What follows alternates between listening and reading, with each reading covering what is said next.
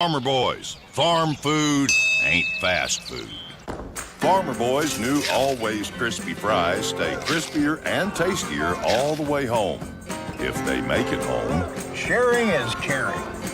Farmer Boys, farm food ain't fast food.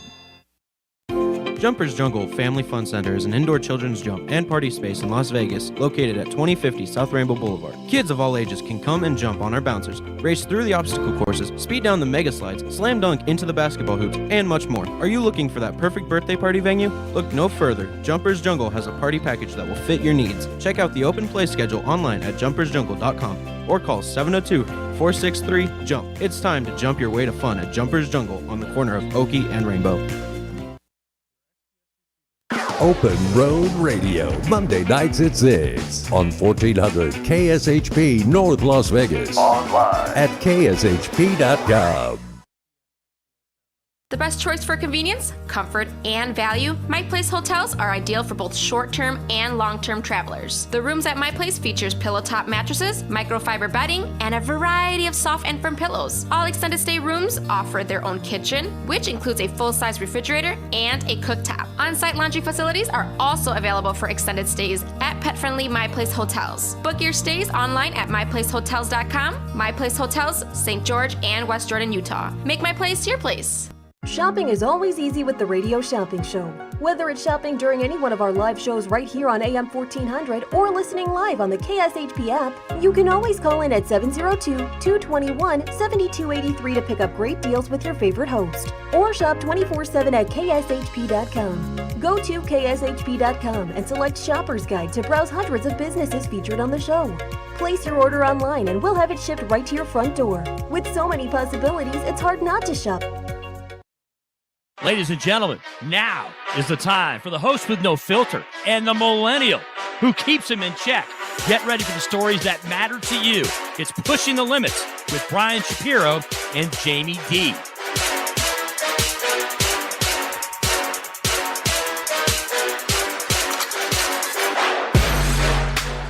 All right, man, Thursday. What's up, everybody? It's Pushing the Limits. Thank you so much for joining us. And nice day in Las Vegas. Not as cold as it's been the last couple days. Thank goodness for that. And we're going to have some fun today. We got some great guests lined up for you today, as we always do. And some important topics to talk about, some fun topics to talk about. It's amazing what's happening in the Tennessee House of Representatives right now. It really is amazing after the shooting, less than a week ago. And we have Democrats that are continuing to try to push for gun reform, and now we have Republicans that are trying to out some Democrats out of the Tennessee House of Representatives. We'll get to that here in just a few minutes. It's really wild and crazy. John Morant back in the news for the wrong reasons. We'll explain exactly what's going on there later on in the program as well, as far as other news topics of the day that we'll be discussing. And also, Mo, as also known as Mr. Paul McCaskey, the 11-year, or I should say 12-year, he gets angry when I say 11-year, NBA veteran will be joining us in hour number 2 in studio. A lot to get to with him, and we're going to tackle this Reese controversy at LSU. If you don't know what I'm talking about, now she's starting drama with Jill Biden, and it continues now, and it seems like everything that I've said about her and what Keith Olbermann said about her, Keith Olbermann called her an effing idiot. I think Keith Olbermann is right. And I'll explain why coming up here in a little bit, because it has something to do with the visit to the White House and Jill Biden. And I'm telling you right now, this chick is a complete idiot. Angel Reese is a complete idiet. I have to disagree with you, man. Okay, well, I'll explain why coming up here in a little bit. And, I just think she's a complete moron. I mean, I don't know what else to say. We'll get to it coming up here in just a little bit. But, it is April. 'Tis the season for the Masters, and I said to myself, we have to start the show by playing a little bit of Masters music. It's a yearly thing that I do, and I do my Jim Nantz impersonation. So you can give me a scale 1 to 10, Jamie, on how you think I do here. Okay, here we go. Let's do it. Hi, I'm Jim Nantz, and welcome to the racist golf course known as Augusta National. Oh no, wait, that's not. We should do that again. Start that over. Yeah, we should play it back, DJ. Yeah, we should. There we go. Hi, I'm Jim Nance.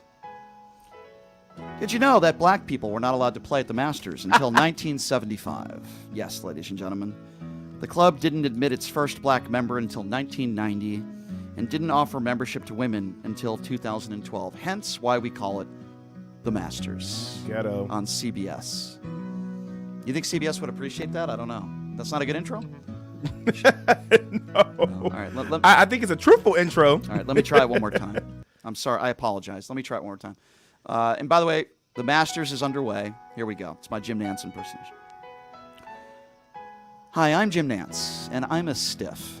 Welcome to the Masters, where I will no longer be doing the Final Four. Instead, I'll be talking about how great the middle-aged, crusty white men who run this golf club are. And even though they support Tiger Woods, let's be honest, ladies and gentlemen, many of these MAGA Trumpers that run Augusta National are racist. That's why I'm here. I'm Jim Nance, and welcome to the Masters. I think I nailed it. It was the part where you called them crusty for me. I think I nailed it. I think I nailed it that time. But here, let me be serious here for a moment. I'm not joking, okay? Nobody talks about this anymore, not even Tiger Woods. Mm-hmm. Augusta National didn't even allow a black member of their golf course until 1990. It's a joke. Yeah. You got a bunch of Klan members that have been running Augusta National for decades. How did this go on for this long? How is it possible that they didn't even allow a woman to be a member until 2012? Because white men were in charge. That's why. And by the way, is it a coincidence that they call it the Masters? Listen, I love golf. I watch the Masters every year. In fact, it's the only golf tournament that I watch all 4 days. I was just watching it this morning before we got into the studio. A bunch of racist Klan pigs have been running Augusta National for a very, very, very long time. Mm-hmm. And the excuse that I hear from people is, oh, well, you know, it's private. It's private. They can do whatever they want. It's the same thing I hear from some of these religious zealots who say, oh, you know what? Well, you're not allowed to be gay to go to school here because it's private. It's an excuse for saying, I'm a bigot, I'm a racist, I'm homophobic. That's what Augusta National has been. Let's try the music one more time. I'm sorry. I want to try to do my Jim Run Nance. that back, DJ. Yeah, I want to try to do my Jim Nance one more time. Can we do that, please? Yeah.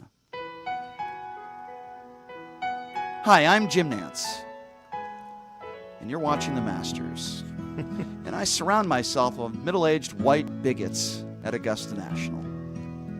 And my colleagues agree. These are wonderful people. And you have to give Augusta National and its executives a ton of credit for allowing those black people to play on this golf course and allowing women to play on this golf course. You have to give them medals of honor. Ladies and gentlemen, I'm Jim Nance. I'm also white. I'm also a stiff. And welcome to the Masters. All right, I think I nailed it there. I think that's my best one. I think it's a close run-in with the last two. The last two were it. Yeah. It was missing the crusty part. Yeah. That was the best Anyway, part. if you're wondering who's winning the Masters right now, and yes, they do allow black people to play there, thank God. They do allow women to play there. I believe, if I'm not mistaken, Condoleezza Rice is a member of Augusta National. I would love to play that golf course. But if there's anybody that's still alive of those men, white men, who didn't allow black people or women to play at Augusta National, you are a disgrace, and good luck at your Klan meeting tonight. I'm sorry, but you know, a part of me is serious about this. We're having a little fun with this, but in this day and age, there are still people that don't want black people or women to enter their club. It could be not necessarily a golf club, but whatever club they run. Well, Brian, it's private. You know, they have the right. They have the right. I understand They have the right that. to discriminate? Yeah, and I always thought that and I also always thought that Tiger Woods didn't speak up enough on this issue. He cared more about going out with women left and right and cheating on his wife than I think he really cared about real racial issues facing this country in the game of golf. The game of golf has always been a white man's sport, and I wish that wasn't the case. It's always been an elitist sport, just like tennis. Mm-hmm. I've been around the game of golf my whole life. Now, it got better when Tiger Woods came to the scene, and that was a wonderful thing for the game of golf. And we had other people of color like Lee Elder and others that accomplished a lot in the game of golf, but it has always been an elitist sport, and it still is an elitist sport. Mm-hmm. You have to spend a lot of money to play golf. You have to have the equipment. You have to have the teachers. And not all, but many of those that are professional golfers still in the game today come from fairly wealthy families. Because to be a great golfer, you have to have the equipment, you have to have the teachers, you have to play the nice golf courses. And I wish that would change, but I don't see it changing anytime soon. And Augusta National is very, very snooty. It's very, very snooty. Now, I want to mix things up a little bit with you, Jamie, because I want to start by talking about this LSU situation. Ooh, let's talk about it. Because, as you know, I've been very critical of Angel Reese. A little too critical, actually. Well, that's your opinion. I disagree. I'm going to stick to it. You know, the whole trash talking situation was overblown. It was. But I got to tell you, you know, she did an interview and she did this podcast. And if you don't know who Angel Reese is, she's the woman on LSU who did this thing with her face and this thing with the ring and all that.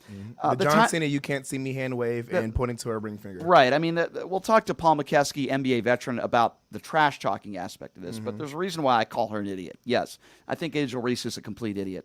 Let me explain why. Let me start with this cut where she's talking about the whole situation with the Bidens and everything else, and then we'll get to it. But here's Angel Reese, who did her first podcast and talking about this. Same. If we were to lose, we would not be getting invited to the White House. And I remember she made a comment about both teams should be invited because it was sportsmanship. And I'm like, are you saying that because of what I did and what, like, that stuff like that? It bothers me because you are a woman at the end of the day. You're supposed to be standing behind us before anything. So it's hard to see things like that and not to comment back on it. Okay, complete diva. First of all, That's a better word. Last I checked, Jill Biden is the first lady in the White House. She can invite anybody to the White House she wants to. That's true. So Reese can shove it.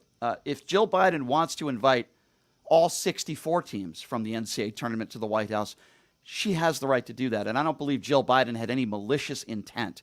She was basically saying, hey, you know what, let's invite both teams. It wasn't a racial issue. No. What is the evidence to prove, Jamie, if you disagree with me, that it was a racial issue? So first of all, I want to take a step back and say that I would really appreciate it if you watched how you described her. She's a diva. I wouldn't call her an idiot. She's a child. She may be 20 years old, but she's still a child. I'll explain which is fine, but I want to make that very clear. She's a child. And so I don't think 20 years old is a child. Pause. Think back to when you were 20. You were not really an adult. When you're in college, you are protected by the atmosphere and the culture of college. You're not really thinking about what the outside world has to offer and what's really happening on the outside world.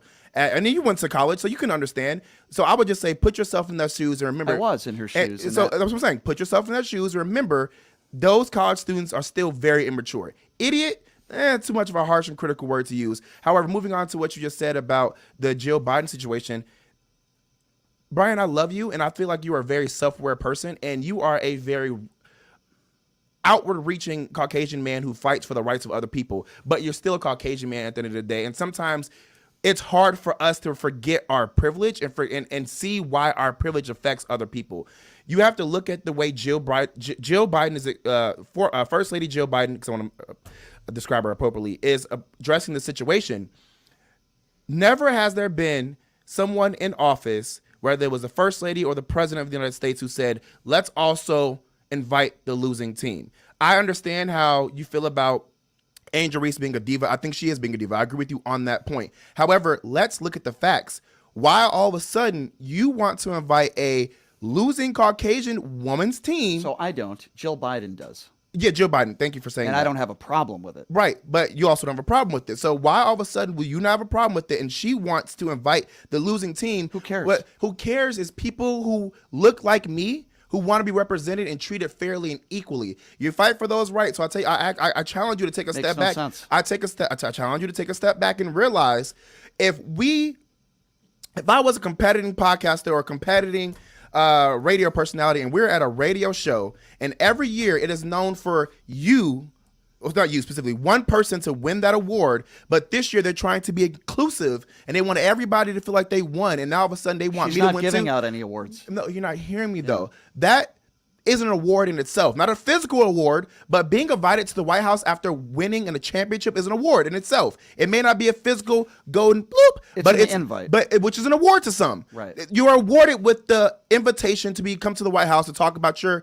win and all the other great stuff and be showered in love and in which is support. Exactly what LSU is going to get. Right. but it should be LSU's and nobody else. It is clearly understood that if LSU wouldn't have won, they most likely wouldn't have gotten that invite. Can we prove that? Where's the evidence Can we of prove that? No. Right. But can we talk about the facts that why is it that when an African-American dominated team now gets the invite, all of a sudden, my thing is this, you have to remember, white tears matter. Wait, pause. White women who feel like they're defeated always still get the support. That is what I'm trying to get you to understand. I hear where you're saying where it's like, okay, we could start a new culture. Why now? That's the issue. Why now? Okay, so first of all, there are white basketball players and white coaches on the LSU There basketball is. team. This There isn't is. a black basketball team. But There who's are the also, face, though? Hold on. There are black people on the Iowa basketball team, too. Are they the face? Hold on. Are they the hold face? on. I'm going to go through the list Okay. of why I completely Okay. disagree with you. Number Okay. two, there is no evidence, as you said yourself, Yeah, I agree. to support the fact that race is Jill Biden's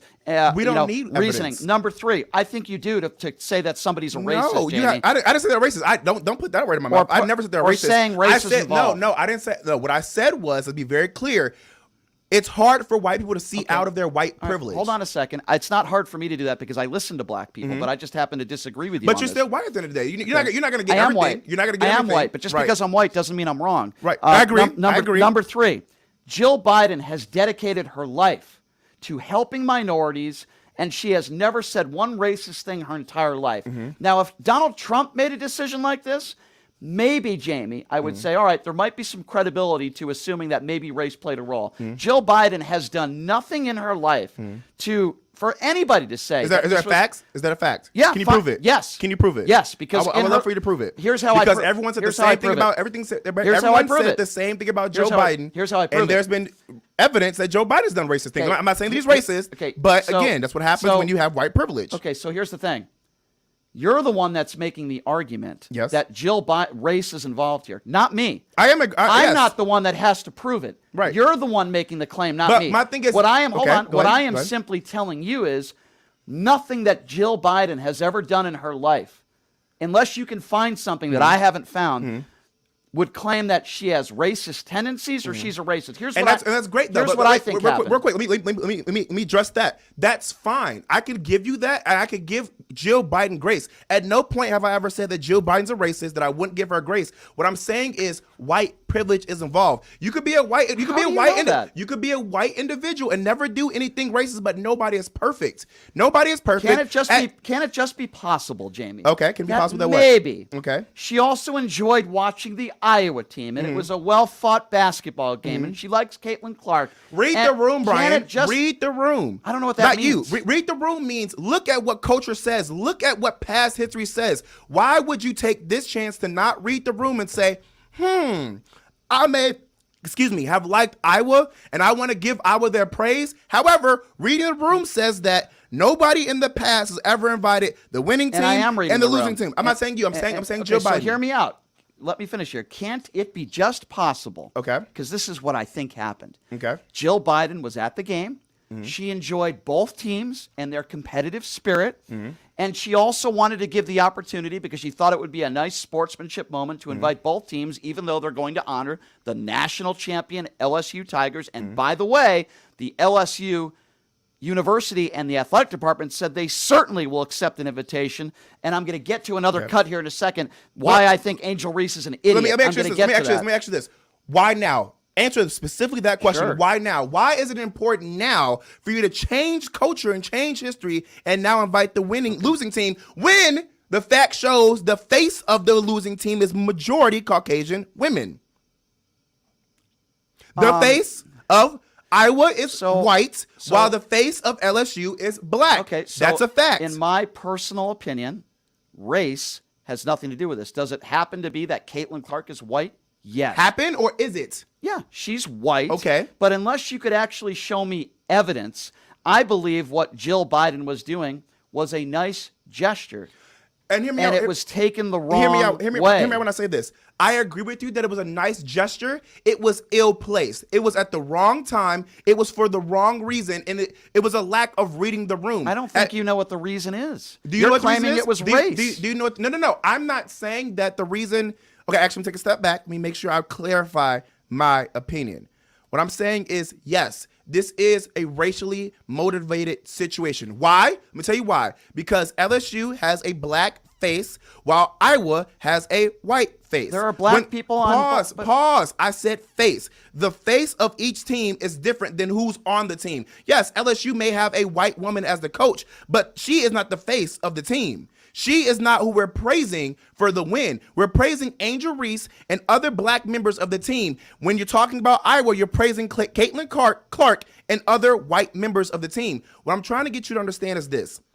It's racially motivated because history shows in many other situations, if this was the other way around, LSU would have not gotten invited. Period. And the reason why you keep saying, "Oh, well, what's the fact in this matter? Can you prove that was the reason?" Yeah. We can't. But time and time again, history shows that black women are told to calm down. They're too aggressive. They do too much, and they have to share the spotlight with other people. You have to think about it from the outside looking in. Hear me out. You have a black woman who's 20 years old. Is that a fact that she's 20 years old? I'm not sure, but maybe she's 20 years old. I believe that's what I've seen. This is her first time in the spotlight. Her team. It's not her first time in the spotlight. No. This is the first time in her spotlight, winning the NCAA championship game, correct? That's a fact, right? It's the first time she won a national championship. That's the fact, right? It's not the first time she's been in the spotlight. What I just say, it's the first time she's put in the spotlight for winning an NCAA championship game. I'm being very clear with my words, Brian.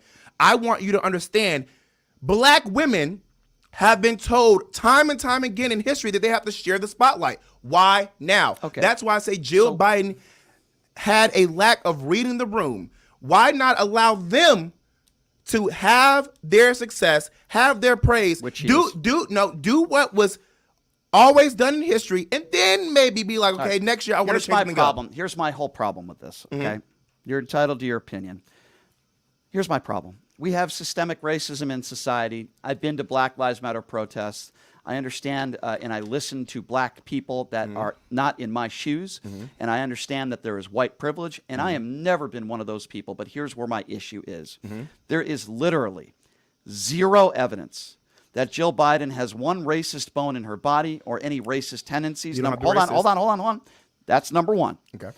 To claim that somebody is doing something that you dislike because you feel it's racist or racism or racially provoked, whatever the case is, I need to see a pattern and I need to see some evidence, a shred of evidence, because I completely disagree with what you're saying. Also, the head basketball coach of LSU is white. That has nothing to do with anything. She's not the face. Well, listen, I'm the one bringing up race now because you brought it up, and Reese is bringing it up, and I don't believe Jill Biden, this had anything to do with race at all. Hey, listen, my thing is this.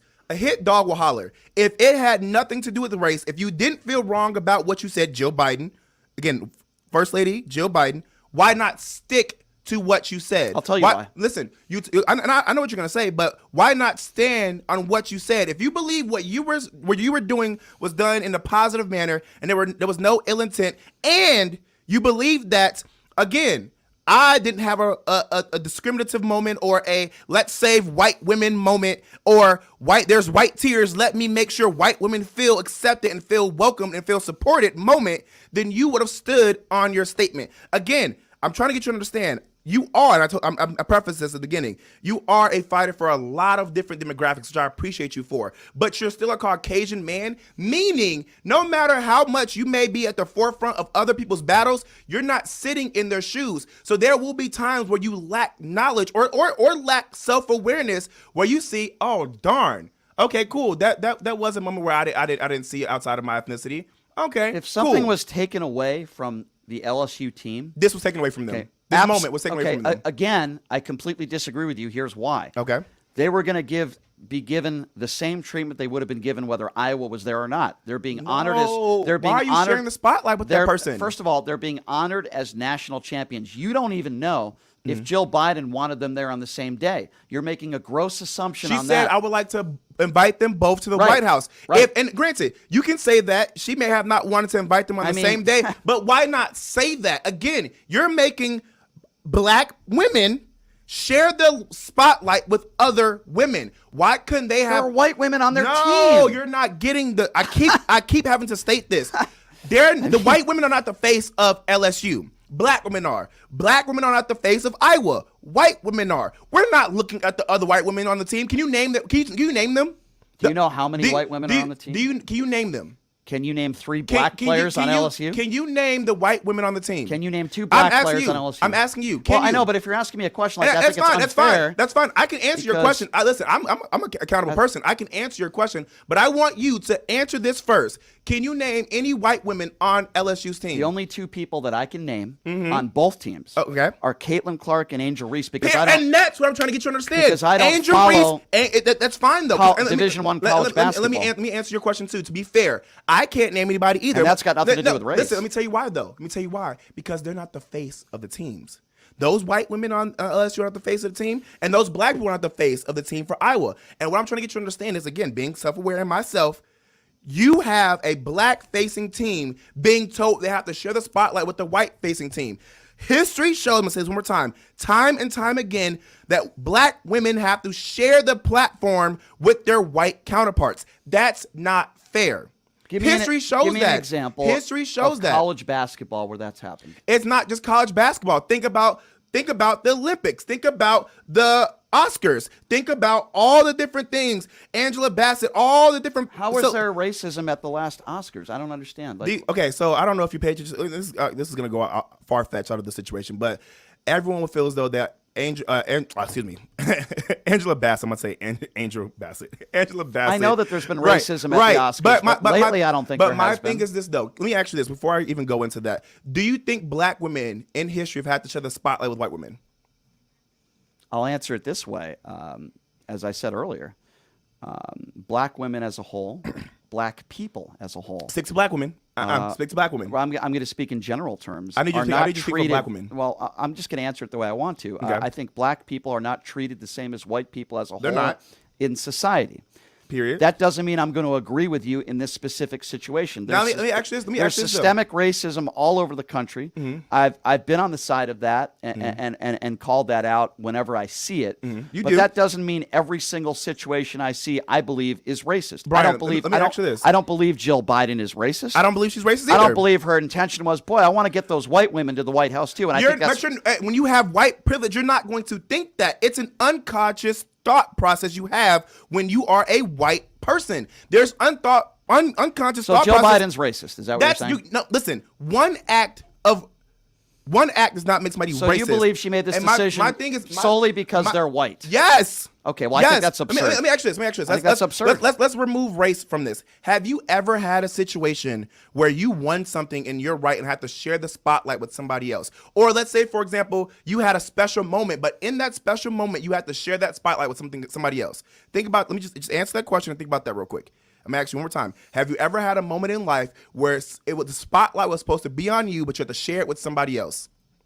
Ever? Yeah, there's situations. Okay. There have been situations. How did that make you feel, Brian? Didn't bother me at all. And that's great that it didn't bother you at all. Especially if it's somebody else that I respect. And but my thing is this though. Was it ever a situation where you won something outright, or was it just like, oh, it's a birthday, or like, hey, we're celebrating me and I'll celebrate somebody else? I'll give you an example of what I'm talking about, and I'm going to go to a black woman who I think was a disgrace at the U.S. Open. Okay. Natalie Osaka. Okay, I don't know who she is. Defeated Serena Williams in the U.S. Open years ago. Mm-hmm. And Serena Williams took the spotlight away from Natalie Osaka because she acted like an 8-year-old tantrum woman. I remember that. She took the spotlight away from Osaka because of her behavior. I remember that. Okay? Mm-hmm. This is a circumstance where the First Lady, and by the way, for the record, Iowa is not going to the White House. They shouldn't. They decided not to go. I respect them for that. And that was their decision to make. And that's respectful. And by the way, people that have won championships when Donald Trump was in office, like the Golden State Warriors, decided not to go to the White House, and that's their decision as well. That's their decision. It is an invite that they got. Wait, let me ask you real quick. When they didn't want to go for their reasons, it was obviously political. What did you say about that? I thought it was great. You thought because Donald Trump is a despicable, racist human being. Okay, that's fine. And Jill Biden is not. And Joe Biden is not. She's not. And I understand that you believe that, okay, cool, one person's actions were commendable for you because they had to do with Donald Trump. And no, because Donald Trump is a proven racist, and Jill Biden is not. You're right. She's not a racist. You're right. But what I'm trying to get you to understand is if I was in this situation and I was told to share the spotlight with somebody that didn't rightfully so win that spotlight, I'm going to feel some type of way as well. And I agree with what you're saying in that whole tennis. I get that situation. I get that. That was dumb. There was 2 black women. But again, in that situation, even when Serena Williams acted that way, she made Osaka share the spotlight with her, which I thought was messed up. I don't think she stole the spotlight because of her behavior, and that's rude. That's messed up, and I agree with you on that. But this is a let's go back. Was that racism? No, but it's not racism. She's a black woman. It's not racism. It's not racism. I agree with you. It's not racism. I agree with you it's because not I don't have any evidence to prove it's that. It's not racism because there were 2 black women who were going against each other. Natalie Osaka is Asian. She's not black. She's half black. Okay, but part Asian. Black. I don't believe she's half black. I don't believe that situation was racist at all. It's not racist. Serena Williams. It's not racist. That was a I want to play you another cut, though, Okay, because go ahead. I haven't even gotten to that yet. Go ahead. This is why I call Angel Reese a complete idiot. Okay. I'm going to play you a cut of Angel Reese explaining why she didn't, and maybe Angel Reese is the racist, huh? Let's talk about that. Angel Reese. You can't be a racist as a black person. You can discriminate, but you can't be racist. Let's make that very clear. What? As a black person, we do not have the systematic oppression to be racist. You don't think if you're black you can be racist? We don't have the power to be racist. What are you talking about? You don't have the power. Listen. A black person can't be racist towards a white person? I've never heard that before in my life. We could be discriminatory, but not racist. Do you know what it means to be racist? I absolutely know it. Okay. To treat somebody differently in a derogatory fashion based on the color of their skin. And do you know what action comes behind being racist? Hatred. No, but stupidity. But what's the difference between being discriminatory and racist, Brian? Because you can be both discriminatory and racist. No, discriminatory and racist are one and the same. But do you know the difference between being discriminatory and racist? I mean, I don't know why you're making a differentiate the two. You can be both. You can be both, but there's a difference. The reason why you can be both is because the definition of being racist and discriminatory are pretty much the same. However, when you're racist, you have the systematic power to put someone else down. Can a black person be anti-Semitic? That's discriminatory. Do we have the power to put Jewish people down? Do we have the power as black people? Anybody has the power to put somebody down. Do we have the power to stop you guys from doing anything? Do we have the power to stop you all from voting, from procreating? So let me ask you a question. If a black person hates a white person and has tremendous hatred towards people because of the color of their skin, calls them crackers everywhere, and commits hate crimes against somebody because of the color of their skin, because they are white, you're telling me that's not racism? We're not a superior group, so no. No. Why do you have to be a superior group to be racist or not? When you are a racist, you also have the power. So you can only be racist if you're a superior. By the way, can we oppress Jewish people as black people? Can we oppress Jewish people? Anybody can be oppressed. No. Can we? Do you know what it means to oppress somebody? What do you mean? What does it mean to oppress somebody? Jewish people can be oppressed by any race. What does it mean to oppress somebody, Brian? To crush or burden by abuse of power or authority. Do black people have authority in American society? Do black people have authority in American society? Do we? I would say that Barack Obama certainly had some authority. Barack Obama was one person. Yes, I think there are a lot of black people that have authority. Are black people the authority in America? Are black people the authority in America? We're not. Well, are you asking me, or are you just okay? Go ahead. There are a lot of black people in society that have tremendous authority. There are plenty of black politicians. Plenty of black people who are at UNLV. Our athletic director happens to be black. I would say he has some authority. There are black people. Okay, well, you asked me. I'm telling you. There are black people. We had a black president. We have a vice president who's black. There's black people who are in certain positions of power. And yes, you are seeing more black people take positions of power as time goes on. We are still not the majority. I didn't say you were the majority. But my thing is this: you have to be a dominating force or authority to truly oppress somebody. At no point, and obviously you know this because I love you, Brian, at no point can I oppress you as an individual. I'm a black man. So let me ask you this. You don't think in our history in this country there has ever been a situation where a black person maybe didn't hire a Jewish person because of their religion? That's never happened? Listen, that's discriminatory. And yes, well, listen, let's take a step back. I'm going to answer your question. There are small parts, small situations where, yes, a specific ethnicity has power in that small situation. Yes, that was an oppressive moment. Yes, that was racist in that moment. But can black people overall, as a governing ethnicity, be racist or oppressive? No. We can all be oppressive and racist in small moments. So your definition of racism is very different from mine. I'm going to tell My you. definition of racism is a textbook definition that I'm Googling. I'm going to tell you. Well, I don't care what Google shows. I'm just giving you my opinion. I'm not reading off of something. Listen, our culture and our society define these. Okay, well, and that's what we go by. Okay, well, I don't know who defines that. Somebody wrote White people. Okay, White people. Okay, well, white or black, I can tell you right now, there are plenty of black people that disagree with you. They're wrong. They're not educated enough. I don't think it has anything to do with education. It sure does. In fact, I know people that have law degrees and people that have they're still socially unknowledgeable. that are black, uneducated. That are black, just like you. That would tell you if you're black, you can absolutely be racist. Okay. I completely and totally disagree with you. While I am on the side of the fact that yes, we have systemic racism in this country, and sadly there are racist people all over this country.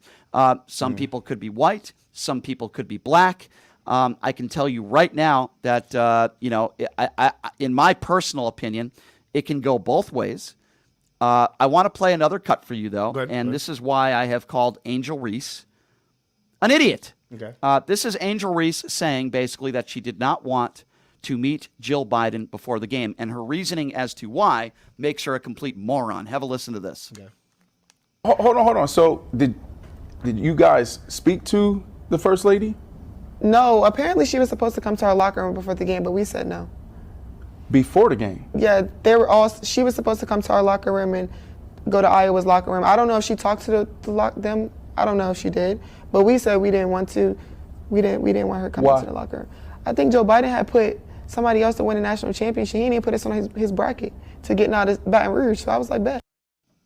All right, so let me just reiterate what she just said, which is total idiocy. Mm-hmm. She's making the case that she didn't want to meet the First Lady before the game. Angel Reese did not want to meet Jill Biden. And then to give her reasoning behind it, Jill Biden and Joe Biden didn't have LSU in their bracket to win a national championship. Jamie, that is the dumbest thing I've ever heard in my life. I'm going to agree with and you on that. And by the way, hold on, let me just finish here. Then she goes on to say, oh, well, we'll meet the Obamas. Yeah, what if the Obamas didn't have LSU to win the national championship? Okay. Angel Reese is an idiot. Okay? I wouldn't say she's an idiot. She's having dumb moments. Whatever. If you want to call it a dumb moment, that's fine. Yeah, she's feeling herself way too much. What if somebody said to you, Angel Reese doesn't want to meet Jill Biden because she's black and Jill Biden is white? What would you say to that? I would think then I would say, yes, she's being dumb. She needs to get over herself. But that's not racism. No, pause. I want to know the reason behind why she wouldn't want to meet her just because she's white. I want to know by your logic, I want to know the reason why Jill Biden wanted to invite Iowa. Do you know the reason? So pause. Or are you just making an assumption? Pause. I'm going to answer all three of your questions. Okay. Your first question, your first statement specifically, that's a response to your first statement. I agree with you. This was dumb of Angel Reese. I believe that. What are you saying? Just because they didn't have you in the bracket does not mean they can't then be like, well, we didn't think about y'all. Y'all really are the beep. Y'all doing it. Okay, cool. We support you. Come on, let's celebrate you. I agree with you on that. I have no rebuttal. Now, moving on to the second part. If Angel Reese said, I don't want to see Jill Biden because she's white, I'd want to know why. And the reason behind why, and if it was even vice versa, would show if one party's racist, one party's an idiot, one person's discriminatory, or so on. If she didn't want to see her because she felt like, okay, cool, she didn't understand the struggles of black women, and as a white, okay, we'll talk about that, whatever. But again, just because you don't want to see somebody because of their specific ethnicity doesn't outright make you racist or whatever. You have to know the reason behind it. So that's my second statement. And my third statement to you is, again, I'm not saying Jill Biden is a racist. I don't believe that she's a racist. I also don't believe that Jill Biden also targeted this as a racial, take that back. Retract. Woo, whoop. I believe that this was a unconscious, targeted racial situation. Unconscious.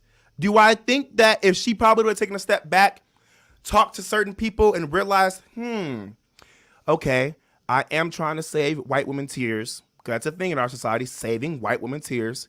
I am trying to make sure that white people also feel supported, and superior, then she may have been like, okay, there was no reason for me to actually invite Iowa. Because again, we have to look at the facts. The face of the team for LSU is a black woman, while the face of the Iowa team is a white woman. You're not going to think about the rest of the team. Let's be completely honest. Majority of people didn't even watch all women's sports until recently when this became a whole thing with Angel Reese. I know several people who have the same thought process. You was like, I didn't even watch the NCAA women's tournament That until has nothing to do with race. But no, what I'm saying is this though. Now we're seeing, okay, cool. LSU has a black face. Iowa has a white face. People unconsciously make things racist or a racial issue without understanding. There's a lot to dissect here, and I guess I'll take some phone calls. I'll open up the phone lines at 702-221-7283. And again, the number, if you want to join the conversation, is 702-221-7283. Before I get to the calls, I just want to make a few generic statements here that I completely disagree with you on. First of all, I don't believe you have to be a quote-unquote superior race in order to be racist. I believe anybody from any culture, from any country, with any skin color is capable of being racist. And I do not agree with you when you say you have to be a superior race to be racist. Now, I am of a religion, and I can tell you that in my lifetime, I've had all sorts of people make anti-Semitic remarks towards me. That's and horrible. Treat me differently. And I'm sorry I deal with because that. I am Jewish. But I can also tell you, I can relate. some of those people have been white, and some of those people have been black. Right, and I don't look some at of those people who have been black were prejudiced because they had biased thinking. Discrimination consists of actions against part a of group being people. racist is being biased and have prejudiced thinking. That's Right, part of being right, racist. But You're also describing what a racist is. No. Again, prejudice refers to biased thinking. Discrimination consists of actions against a group of people. And to be racist, again, hear me out, describes a system of disadvantage based on race. So again, we are both minorities talking to each other. Or religion. Which is fine. Your religion makes you a minority. Your ethnicity does not. And what I'm trying to get you to understand is you can see from... So what would you call Adolf Hitler then when he killed 7 million Jews? He wasn't a racist. So he was. But Okay. what was Adolf Hitler? A white man of power who Gotcha. had a system of white men to back him up. When you were talking about Obama did not have a system of black people to back him up. Kamala Harris does not have a system of black people to back her up. You don't think she was backed up by black people? Listen, The we're entire not a system that has the authority to do so. If Barack Obama or Kamala Harris made any type of law to discriminate against Jewish people or Caucasian people, that would not work. Think about how Donald Trump is so easily able to incite violence against other minority groups because he has a system and an authority behind his ethnicity to do so. Are you familiar with who Reverend Jeremiah Wright is? Educate me, please. Okay, so you could look up Jeremiah Wright and the bigotry and the comments he's made towards people of the Jewish faith. That is a black man who has said some horrible things about those people of the Jewish faith. There are He's wrong. people, well, obviously it's wrong. Yeah. But what I'm trying to tell you is there are some black people, like a Kanye West, for example, who has made ignorant racist statements towards his own people. In saying that black people wanted to be owned. And at any point, did that affect the black community? Did that incite? Absolutely. No, Absolutely. Did it, listen, hold on. Did it affect the black people as a whole? Did it stop black people from existing? Did it put laws in place to stop black people from moving forward? No. Yes, it was a dig at us as a society. It pushed us back as a culture, but it didn't stop black people from going to certain bathrooms. It didn't stop black people from opening banks. It didn't stop black people from participating at a PGA tournament. You have to be a majority ethnicity who has an authority to do so. Think about back in the day when white women couldn't vote, when black people couldn't do certain things and couldn't be a part of certain school systems. And think about currently when black people couldn't be a part of certain Neither could Jewish people in very similar circumstances. And that's fine. We're both minorities. I understand that. But then again, guess what? Here's but here's the difference between me and you. Okay. I can tell you that there are Jewish people out there that are racist. There's a lot of Jewish people that are racist. You can't look at me and tell me that there are some black people out there that are racist. I find that ridiculous. Can I ask you this question? Let me ask you this question. Sure. What is the dominant ethnicity of Jewish people? What does that have to do with racism? Can you just answer the question? Ask me that again. What? Say that again. What is the dominant ethnicity of people who are Jewish? Well, obviously, I would say Israeli. Clearly, Israeli. Okay. Clearly, okay. People who are from Israel. That's the Hebrew. Okay. I mean, that's okay. That's where Judaism was founded for the most part. Yes. So it wouldn't be white people if that's what you wanted me to say. No. I wanted you to say what you believe there. I'm going to get there. Well, it's not what I believe in. It's a fact. That's just fine. The fact believe Israel is. That's fine. Yeah, that's fine. Yeah. But what I'm trying to ask you is this: now, do Jewish people have the authoritative power to turn around and oppress other people and stop them from doing things? Answer that question. So let me answer it like this. If you were walking down the street and a white supremacist stopped you for a moment, and God forbid I wouldn't want this to happen, but I'm using it as an example to prove my point, and called you the N-word, I think any reasonable person would say that person is a bigot and a racist. They sure would. But Jamie, that person in that moment would not stop you from black participation, well, because he's one black and again, restrooms or whatever that other stuff you brought up. What did I say earlier? It's not about one-off situations. It's not about isolated situations. It's about a majority. It's about what a majority party can do against another majority party. And here's where we disagree. You don't have to be a majority or minority to be racist. You have to be. Example, if a black person went up to some white people and called them derogatory names, and maybe, God forbid, a hate crime was committed for one reason and one reason only. Because that black person hates white people and hates those people because of the color of their skin. If you're prejudiced and all those words you're bringing up, prejudice and bigoted, somebody to me who is racist is biased, prejudice, and they treat somebody differently because of the color of their skin. That could be black, that could be white. Now, the overwhelming majority of people in this country, I think, would assume that, there are probably more white people in this country that are racist towards black people than black people are racist towards white people. But there are some black people out there that are racist towards white people. Discriminatory and prejudice, Well, discriminatory and prejudice to me is racism. That's racism. Let me tell you this. If I have no problem with holding myself accountable, being self-aware. I am coming from the education that I received, and if somebody can educate me, whether it's you or whether it is an audience member or somebody who on the street who can say, hey, here are the facts. This is what racism means. This is what racism holds. Then I will agree with you. But from what I know personally, I can only speak for myself, and maybe I am illiterate in this moment. But from what I know to be true and from what I've been educated on, there's a difference between being prejudiced, discriminatory, and racist. Now I want to take a step back and go towards this whole Angel Reese situation. Again, I just want you to understand that I believe that it is very disrespectful to deem Angel Reese as an idiot. Because my thing is this: there are certain things that you say, Brian, that I don't believe in and that I don't agree with you, and I wouldn't call you an idiot. I would say that you probably just need to take a step back and educate. I call myself an idiot that's sometimes. That's fine. I don't take myself seriously, and if somebody calls me an idiot, that's fine. And I can tell you that pause, Brian. That's fine for you. I'm trying to get you to take a step back and realize you are a 42-year-old man. This is a 20-year-old black woman. I don't care what the color of her skin is. Pause, Brian. I'm trying to get you to understand that. Okay, let's remove race. You're 42 years old. She's 20 years old. Yeah.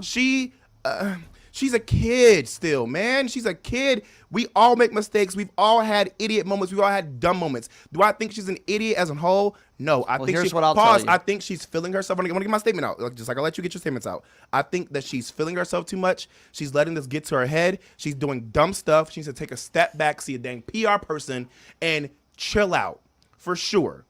But this is a one-off situation, and I think it's all because she's letting her ego and her pride take over. Do I think she's an idiot as a whole? No, she's just being dumb right now. That's it. Okay, well, your definition is different than mine. I think that if you don't want to meet the first lady and your only reason is not policy or politics, but your only reason is because she didn't pick you to win the national championship, then you're an idiot. I will also say that. Hold on. Let me finish now. Let me finish. You're right. When I was 20 years old, I played 2 Division I college sports. And if we as a team came in second in the country in something, for example, Mm-hmm. and the President of the United States and or the First Lady invited me to the White House, Mm-hmm. notice how I'm not injecting any race into this equation, I would want to go. Why? Yeah, who wouldn't want to go? Why? Because it would be a great experience to an meet the honor. President and the First Lady. It's an I wouldn't honor. have gone if it was Donald Trump, but and the That's thing your that gets political me view, which is and the fine. thing that gets me really wound up about this is that we're talking about a lady who has dedicated her life to helping people of all races. That has nothing to do with anything. It has everything to do No, with it it. And doesn't, here's because why. it's a one-off situation. So here's Brian, why. If you did anything to affect me as a black person and you're white, my thought process would be, darn, Brian, you are dumb right now. But I give you grace because that was probably just a one-off situation. I know you as a whole are not racist. And again, that's why I said it does not matter because we're talking about a one-off situation. I think it's very Brian, dangerous. if you did anything using your white privilege and you didn't realize it, I 100% would not call you a racist. Will I have to take a step back and think, where did that come from? Yes. Will I have to talk to you about your reasoning? Yes. And then if you showed me it was a one-off situation where you weren't self-aware, which is why I believe Jill Biden wasn't self-aware, I would give you grace. Okay, well, and I give her grace, here's the but she thing. wasn't aware. Well, she here's wasn't. the thing. That's your opinion. There is no evidence to support the fact that Jill Biden has Wasn't ever, made racist statements or been derogatory towards people who are black. I believe history and context is very important. There is literally zero evidence to prove the fact that Jill Biden made this decision because there are a lot of white people on the Iowa basketball team and the people on the LSU team are black. There's zero evidence to prove that. I'm going to actually appease you real quick. One thing that you say is that Jill Biden is not racist, which I agree with you, right? We have no evidence to say that she's racist. We are also saying that even though this is a one-off situation, we can't include race into this. We cannot also judge her. Well, you have a right to your opinion. No, pause. And I get that. I respect that. And I know this is just a conversation. We're going to respect and love each other after this. That's fine. What I'm trying to get you to understand is this. I'm going to talk from a black person's perspective and what I know to be true in my culture. There are lots of times where black people who are not racist, who are not prejudiced, who are not discriminatory will look at a white person, look at a black person. You guys are in line for service, and their thought process, unconscious, would be, let me help out this black person first because, again, you have more privilege than them. And, I just want to do something for my brother or my sister. Does that make them racist? No, Pause. I don't think that's racist. Right. But did race get brought into it? Yes. And that does not mean that you're prejudiced. That does not mean that you're discriminatory. What that means is unconsciously you are helping out your ethnicity who you believe needs help. And you think that's what Jill Biden was doing? Yes. It's an unconscious thing that we all do. Okay. White people do it. Jewish people do it. Jewish people. One of the best things, and this is something that Kanye West said, which I think was so dumb, but there's parts of it that's true. That's true. And I want to say this about Hispanics too. I applaud, I'm speaking for myself, I applaud Jewish people and I applaud Hispanic people because what they're best at is putting back into their society, their culture, and their people. Let me open up the phone lines as I promised earlier, 702-221-7283. Let's go to Edward, 702-221-7283. Hello, Edward. What's up, Edward? What's up, Jamie? What's up, Jamie? man? What's up, Brian? What's going on? Hey, I got two questions for y'all. If y'all want to answer them, that's cool. If not, let's talk. Go ahead. Two things I want to talk about. One, what do y'all think of the word diversity hire? Diversity hire could be a good thing and a bad thing. I mean, I've been several diversity hires. Does it suck that you're to be a diversity hire? Yes. But does it make you feel good that at least you got in the room? Yes. Two things be true. Two things can be true. Jamie? Yeah, that was me. Did you not hear me? Oh, okay. Oh, no, Brian, I'm sorry. What do you think, Brian? What do I think about diversity hire? Do I think somebody Yes, sir. should be hired because of color, just because of the color of their skin? No, I don't believe that. Yep. No, I'm not for somebody being hired because of the color of their skin. I agree. No, I'm not for that at all. Okay. However, And I will then say what I that would- if you're black versus white and somebody has the same grades, same, whatever the case may be, then yes, I think that's better for a society to pick that person who is a minority over the other And person, include. so long as their resumes are very identical and the same. Yeah. That I don't have a problem with, but I do have a problem with for somebody getting a scholarship in college who averages a B+ and somebody who's white that has the A and has done more extracurriculars. I do have a problem with that. So let me say this real quick too before you go on, Edward. I believe for it. that representation matters, whether you're Caucasian, African American, whatever you are. I believe that everybody deserves the right to hold a position of power, to be represented, and to be able to have a say-so and enjoy the same things that everyone gets to enjoy. So diversity hire, while it looks crazy on the outside, I mean, it feels good when you at least get in the room as a black person. Go ahead. What was your next question quickly? Because then we got to take a break. Okay, my next one was like, I think personally, I'm going to give my 2 cents. I think we need to quit using the word stereotypes and like saying, oh my God, hey, so-and-so does this. They're like saying a few things represents a whole race. No, it doesn't, dude. I like fried chicken. You know, I like chitlins. I like grape soda. Does that mean like, you know, I'm racist? No, of course not. Right. We need to quit using those kind of things. Like, Do you believe, Edward, do you believe that black people can't be racist? I believe we all have it in us, but it's an education thing. Thank you. But then again, let me ask you this. Do you believe there's a difference between being prejudiced, discriminatory, and racist? Ooh, God, dude, how much time? Well, y'all are getting ready to go on break, thank God. Yeah. I don't know if I can answer that right now. Right. Woo! And again, I tell people all the time that you have to educate yourself on those words. Brian says, you know, who determines that? I say white people. But then again, at the end of the day, you have to realize there's a difference between each word. Now, if you can come to me and tell me no, racism does not mean that you have to have a position of power to do so, and you can prove it, then I'll agree with you. But time and time again, and through my personal education, I have a master's, and I deal with these things, and I have certificates in these matters. You have to be of a certain authoritative power to be racist, period. I will say this, though. I'll wrap it up with this. I think coming from people that are from, and I'll say it like this, I used to live in a small town mentality. You have to go out there and educate yourself and put yourself out there, too. You know what I mean? You got to do things that you don't want to do and see things and be like, okay, now it's not just black and white anymore. There are shades of gray. I agree. Thank you, Edward. Appreciate you calling in. Thank you very much, man. Thanks, guys. Thank you. And the number to call, 702-221-7283. Again, that number, 702-221-7283. You know, like I said, I just disagree. I think I don't think you have to be a superior race to be in order to be racist. There are racist people all over the world, all sorts of different cultures, all sorts of different backgrounds, and I make it very simplistic when it comes to this. If you treat somebody differently or you judge somebody differently based on the color of their skin, you are a bigot and a racist. And it's very, very simple. If you treat somebody differently because they're white or black in a derogatory fashion without even knowing them because of their culture or the color of their skin, you are a racist. I believe Donald Trump is a racist. I do not believe Joe Biden and Jill Biden are racist. And that's why context matters here. I don't believe race had anything to do with Jill Biden's decision to invite them to the White House. But you know what? We will invite the 7-footer himself, Paul McCaskey, 12-year NBA veteran, will be joining us next. And, you know, we'll ask him about this. I want to get to him more about the trash talk stuff. And we'll take a quick break. We'll be back right after this. You are listening to Pushing the Limits right here on KSHP. Yeah.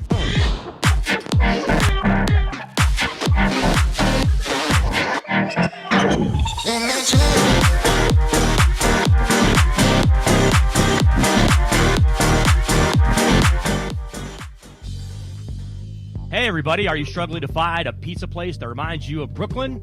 That true blue New York style pie? Well, worry no more. Stallone's Italian Eatery Pizza is a knockout. We're located at 467 East Silverado Ranch Boulevard, just off of Premier Road, half a mile east of South Point Casino, just minutes from the Las Vegas Strip. Come by and grab a slice of pie. Plus, check out our Brooklyn-inspired Italian cuisine. Our sandwiches are super. Hero, that is. Because why be a sub when you can be a hero? Stallone's Italian Eatery is here to serve you phenomenal food, Vegas. Forget about it.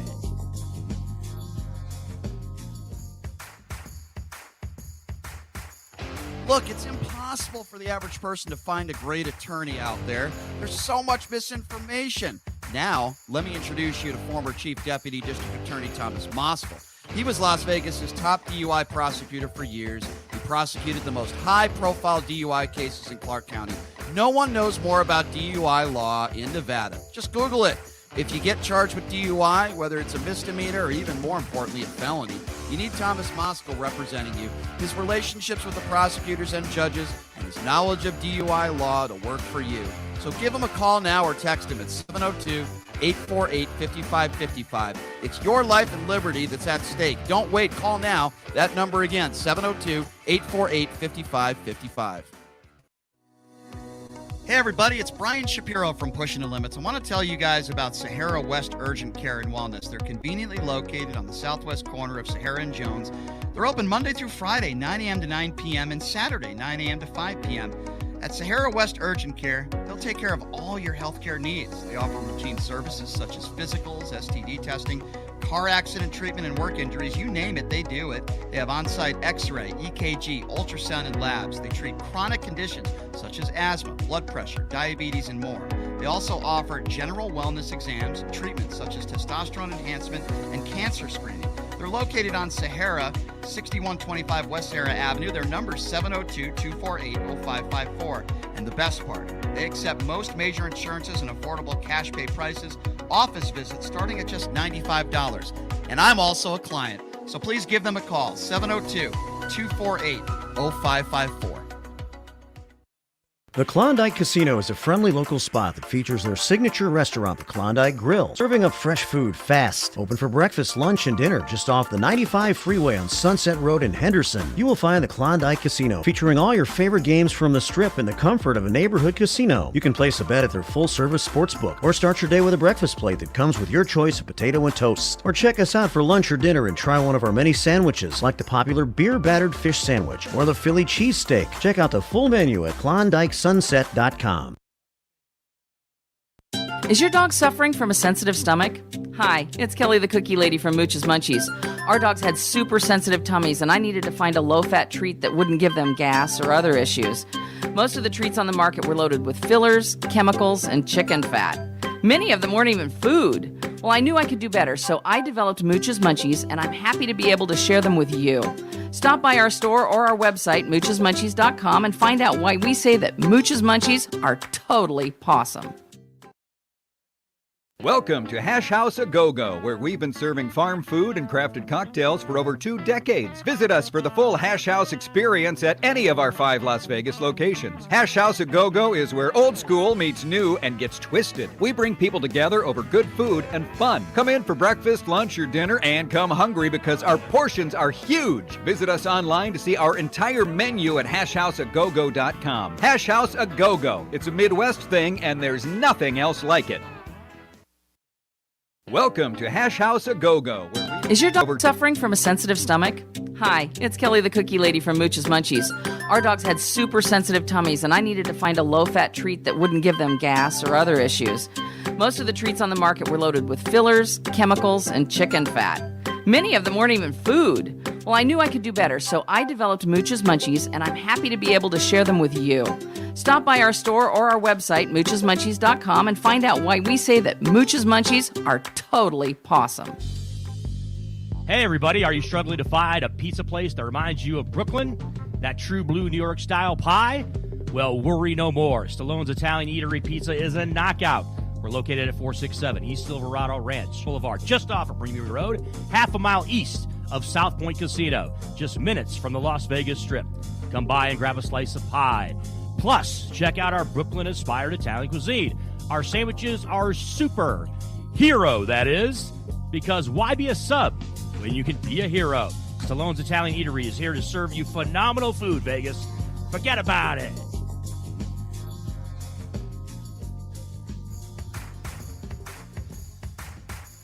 Look, it's impossible for the average person to find a great attorney out there. There's so much misinformation. Now, let me introduce you to former Chief Deputy District Attorney Thomas Moskal. He was Las Vegas's top DUI prosecutor for years. He prosecuted the most high-profile DUI cases in Clark County. No one knows more about DUI law in Nevada. Just Google it. If you get charged with DUI, whether it's a misdemeanor or even more importantly, a felony, you need Thomas Moskal representing you. His relationships with the prosecutors and judges and his knowledge of DUI law to work for you. So give him a call now or text him at 702-848-5555. It's your life and liberty that's at stake. Don't wait. Call now. That number again, 702-848-5555.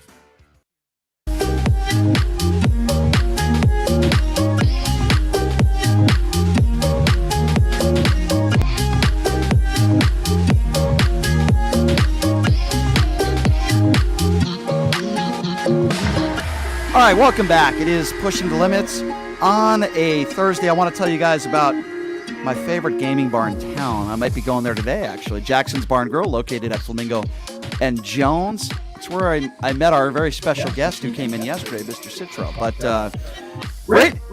They have some. I think I'm hearing another echo again. I think we got the laptop echo going. I don't know why, but they got some great promotions for the month of April. Hot Seat Mondays, where they give out $25 in free play, $100 in free play. It's really incredible. 4 a.m., 4 p.m., 8 a.m., 8 p.m. Also, Keno Multiplier Wednesdays, 3 times points on Wednesdays in April. Please check them out. Jackson's Bar and Grill. Great food, great atmosphere, great people. Check them out. Speaking of great people, the guy we have with us in studio right now, 12-year NBA veteran, and his playing card is right here. He still hasn't signed the card for me. I don't know why. Paul McKeskey, also known as Mo. Mo! Joining us in studio. Mo, what's going on, man? Give me the damn card. Give me the damn card. Wait, is he signing it in person? No, because I gotta record this. But I'm signing. I got multiple Oh, cards he's signing right it. here. And I'm signing them. And this one is to my asshole friend, Brian. Because most of the people out there don't know what type of person you are, and they think I won't sign a card. Listen, I have the evidence right here. Oh, you didn't say a-hole on there. I actually wanted you to do that. All right, so now I can't lie anymore. Okay, so here's the running joke, ladies and gentlemen. Wow, these are old school Bucks cards too. This is awesome. Those are the real Bucks. This is the real deal. Yeah. So every time I've been hanging out with Mo, I'm a crap starter. You know, I start. You know what? No, not you at all. So Mo, and I collected cards when I was a kid. I had these cards. So Mo gave me this card like a few weeks ago, and I said, all right, how can I torture him a little bit? So every single time we've hung out and had a good time, I take a picture of Paul with the player's card, with his card underneath it, and then I say, once again, Paul won't take care of a fan and won't sign one of his cards. And it's amazing because some of his friends on social media actually believe it. No, Mo, did you really do that? Because that's opposite of what usual. And Brian, you also, we met, or you met me years ago when you were a young lad. Very true. Before you were polluted and all messed up, and saw me coaching with the Hartford Hellcats. Yes, that was many years ago. And I used to do a golf tournament, charity tournament for the Heart Association at the TPC out there in Foxwoods. And we had a scramble and gamble where, we would play on the course and you'd bet chips, fake chips, and then have a nice little thing in the evening. And I gave you one of these chips the other day. Yes. Of the scramble and gamble. Which is so cool. Yeah. So cool. So that was very nice of you. Yeah, it's really funny that, all of a sudden, wherever we are, I'm getting. I do have an issue with you, though. I do have an issue with the way you signed this card. You spelled my name Brain. Oh, did I? So technically, you still have not signed a card for me. That's a dyslexic signing. He signed it to Brain, Paul McKeskey. Yeah. So hold on. So seriously, I'm dyslexic. Technically, I can still say on social media, you did not sign a card to me specifically. Well, I'll fix that. Fair enough. Anyway, thanks for being here, Mo. So we got into a heated debate about Angel Reese. But what I want you to do to start is explain to me, your take on this trash talking situation, because my opinion has always been you don't trash talk when the game is virtually over and people are walking to the bench and the line to shake hands. And that's sort of what Angel Reese did. The game was basically over. That was my issue with it. What's your take on this? Yeah, I mean, it's about timing. And, I've been played in games with some of the best trash talkers ever. Larry Bird, Gary Payton. Gary Payton. I mean, I just go through the list, and there are some unbelievable trash talkers. And you know what? When you play the game, you grow up. I grew up in L.A., playing pickup ball all over the place, Compton, in L.A., wherever. And trash talking is just part of the basketball. I know now they're talking about trash talking has never been part of women's basketball before. I've been, I haven't been to a WNBA game here, but I've been to them, and there is trash talking going on there. But it was just an unusual situation where it was on the national stage that this happened. And actually, when you look at it, I look up UConn women's basketball team picture, look up Iowa women's basketball team picture. Just look them up. I mean, it's 90%, UConn's 90% black, and Iowa's 90% LSU, white. you mean? Yeah. I mean LSU. Sorry, LSU. Yeah. And so that kind of presents itself right out at the beginning. Thank you. I that agree. these two teams are going against each other. Thank you. Now, as far as the trash talking, I agree that trash talking is done in the game. And even though I thought it was excessive, when the young lady from Iowa does the face wipe during a game, she usually wasn't doing it in someone's face. She was doing off, whatever. Right. The young lady from LSU took it to an extreme at the free throw line when she was standing there and looked right at her and did that and then did the ring thing. Now, that is a little excessive, but not out of – I don't think that crosses the line. You're still in the game. Things are going on. Where it crossed the line, in my opinion, was at the end of the game when Iowa and the young lady from Iowa lost the championship game, and LSU was the better team and beat them. She interrupted that young lady from walking to her bench after the game, stepped in between her and the bench, and did the face and the ring. Now that's – I talked to you. That's like if we're in a restaurant and you're going, man, I gotta go to the bathroom, and you start going to the bathroom, and I walk and interrupt you from going to the bathroom and start trash talking you before you get to the bathroom. I mean that was, in my opinion, out of line at the end. I agree, and that's been my point from the beginning. It was the timing of it, Mo. Right? You don't do that when the game's over, virtually over, and you've got Caitlin who's walking towards the bench, and she even said in the press conference, I was just trying to what do we got? We got some LSU fans that are interfering in our discussion. She's walking towards the bench, and she even said in the press conference, I'm just trying to get to the line to shake hands and get the hell off. It's just petty. It's just petty. It's just what are you doing? And then I saw some quotes that Iowa was so disrespectful they didn't shake hands. Yes, they did. They did. LSU didn't, because that's the way things go. When you look at UConn and San Diego State, UConn didn't shake hands because they're celebrating the championship. Right. So the whole thing is the coaches go through the handshake line. The losing team usually does, and then they leave. So that and it's getting blown out of proportion now. The White House thing and all this stuff is being piled on. Do I think there's perception of the white young lady from Iowa and the black young lady from LSU? Could that seep in? Sure, for some people. Mm-hmm. But I don't think that was the main problem. And I don't think that shouldn't have been the main issue. And talk to those young ladies right now. They both respect each other. Mm-hmm. They both say it wasn't that big a deal. Everybody else is making it a huge deal. I agree. So what do you make of Jill Biden, the First Lady, inviting, and even though, it appears as though Iowa's not going to accept, and Jill Biden has apologized, what do you make of, and I don't think she has anything to apologize for, by the way, what do you make, though, of inviting the losing team to the White House? Well, that's the mentality, right? Everybody gets a trophy. Everybody played hard. Everybody come to the White House. A participation trophy. And she's been a teacher for a long time, and that teachers now that everyone's included. I don't think she understood what she was saying. That's what I've been saying. But not aware. So if she didn't understood what she was saying, why would people assume that maybe it had something to do with race? Then I know you're not saying that. No, I don't think it did. Right, neither do I. I don't think she. She was just saying everybody we played exactly. great. I agree. Now, I agree. Now I don't know if it's true or not or what. If LSU didn't let her come in the locker room before the game to say something, I don't understand that. Well, Angel Reese gave, and neither do I. And Angel Reese gave her lack of an explanation of why, and the only reason she gave was Joe Biden and Jill Biden didn't have them in their brackets. Either did 80% of the country. Exactly. So Mo, what a dumb thing. Which I completely agree with both of you all. What I was telling Brian a little bit earlier before he came onto the show was I was very clear about I don't think Jill Biden is a racist. I was very clear about how we all have our moments, and what I don't want to get your opinion. As a white man, you obviously aren't racist. You've taken me in, so I've been here. You've been very accepting and very welcoming, and I appreciate. He hasn't signed a card for you though. Right, but also too, I was talking to Brian too. Like off air, compliment Brian on just everything. Like, Brian is a A+ star individual. I really appreciate it. I don't know about that.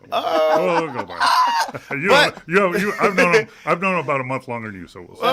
I appreciate Brian. Very true. I appreciate Brian for a lot. I mean, a lot of people don't know him. He's a defender of a lot of different people's rights, and he's very welcoming and an awesome spirit. However, one thing that I feel as though that both of you lack, and I want to get your opinion, is that you forget your white privilege at times.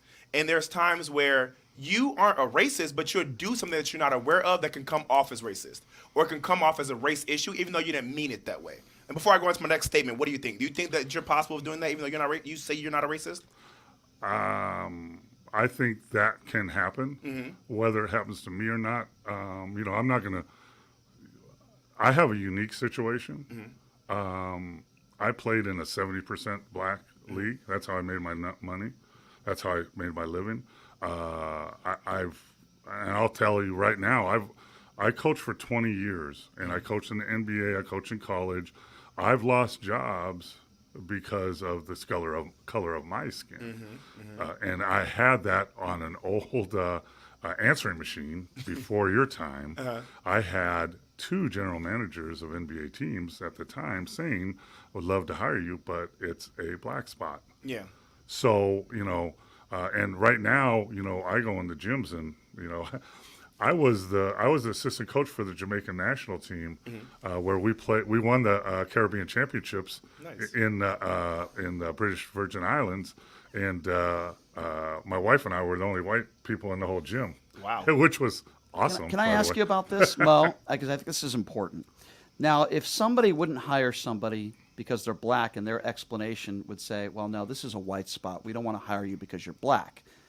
Most reasonable people would say, well, that's just racist and wrong. Why is it if somebody says to you, we're not going to hire you because you're white, isn't that the same thing? I believe so. I disagree.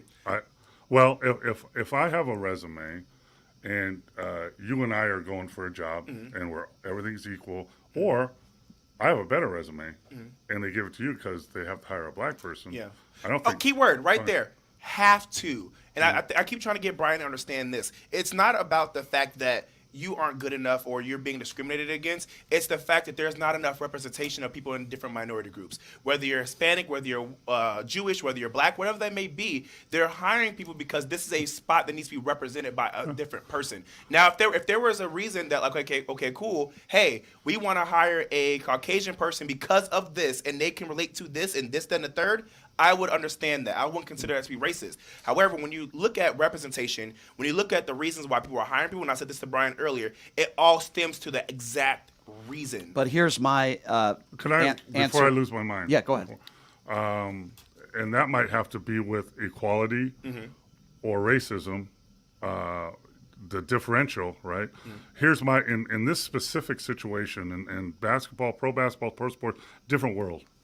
Kind of. Really, business world is similar. But here's the general manager who's supposed to hire me, the head coach who's supposed to hire me, want to, but they can't because for a perceived instance, the owner or the owner's conglomeration believes that they need to hire a black person. Do you know why? Why did they need to hire a black person? Was it representation? Was it because? Yes. That's why you just answered my question. Yeah. That was the reason. That sucks that happened to you, and I'm sorry that happened to you. But then again, you weren't going to be out of a job for long. You don't have black. Don't say that. No. You weren't. Were you out of a job for the rest of your life? Did you have to fight? I mean, of course you had struggles. Well, but I went from having an NBA job paying me $100,000 to going to have to coach at USC to make $18,000. Right, but my thing is again, that sucks. I'm sorry that had to happen to you, but you still have the privilege on being able to go and find something. What I'm trying to get people to understand is that, because the people in the audience and the comments are going in on me right now, and majority of them aren't black.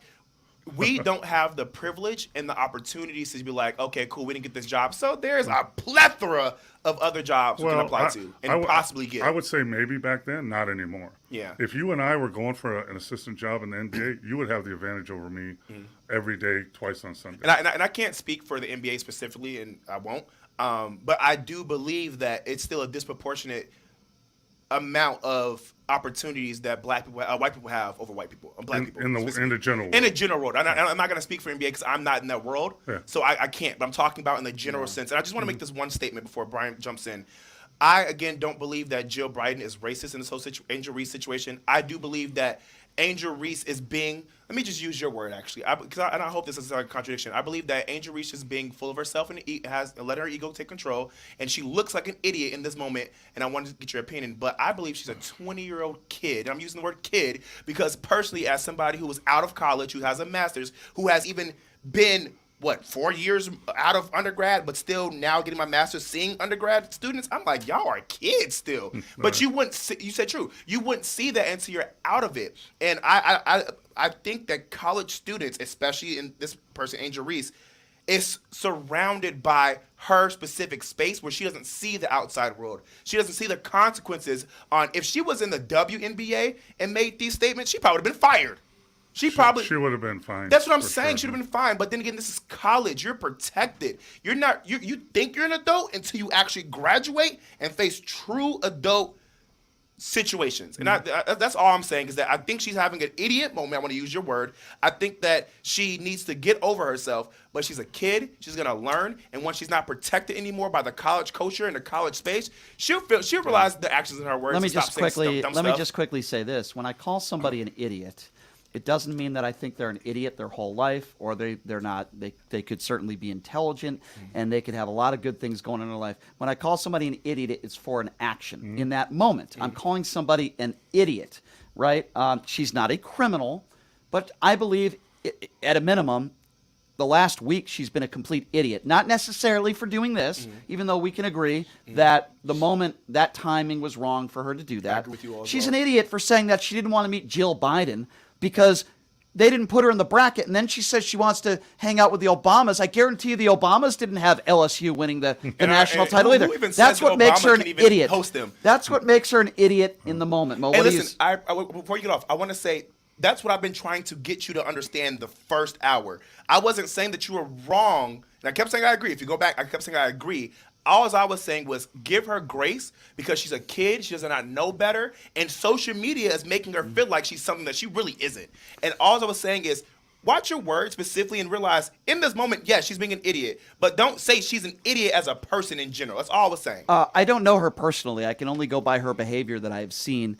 And I will also say this. Yes, 20 years old is young. Mm-hmm. But I don't think 20 years old is a child. And I do think 20 years old is old enough to, especially when you represent a university on a scholarship, to act accordingly, to not interject race in everything, to not make gross assumptions about our First Lady that are not true, and to show a little bit of respect for a First Lady who's never done anything to you, who wants to just say hello and wish you luck. What she showed was utter disrespect for Jill Biden. Jill Biden should not apologize for anything. If there's anybody that should be apologizing, it should be Angel Reese. Mo, what do you say? Well, if Jill Biden apologized, it should be for I didn't know what the norm was. I didn't know. That's what I've been saying. What That's the what thing I've been was. saying. But, Yes. but as far as like. It's the same with John Morant that we've had this discussion with, right? Okay, so he's only 22, I think. And what did I say last time? He's a dumb yeah. kid. Yeah, but here's the difference, though, and I agree with Brian. You said Brian or Ryan? Brian. Oh, brain. You can be a good person and make bad decisions. I agree. That doesn't make you a bad person. I agree. But if you continue to make bad decisions and you don't learn from those bad decisions, then you become closer to a bad person. And an idiot. So this is what, like, John Morant, we had this discussion. He needs a mentor, someone he trusts to set it straight, someone that's not afraid to lay in the Because line. he's mature Yeah, and hasn't had the real life experiences. But it's the same with this young lady. She's immature. Her coach, that athletic director, and the president of the university needs to get a meeting with her and sit in a room PR person. and say, listen, you can't say this. We're letting you be you, but this is you gotta calm down. you're representing our school. Yeah. Like if you look, once you're in the Final Four, your enrollment at your college goes up like 30%, Yeah. which transfers into cash, cha-ching, money for your school. So, I think the situation was blown out of proportion. I think that young lady did it to herself that way. I did. And I think the other one, lady from Iowa is starting to diffuse it a little bit. Like I had no. She's handled it with nothing but class. Yeah. So. Yeah, which I applaud her on. Which like if I'm playing right, there's guys I played against really good players that were jerks. That sometimes I want to slap in the face. Right. She's one of those players. And I agree. But she's really good. I but agree.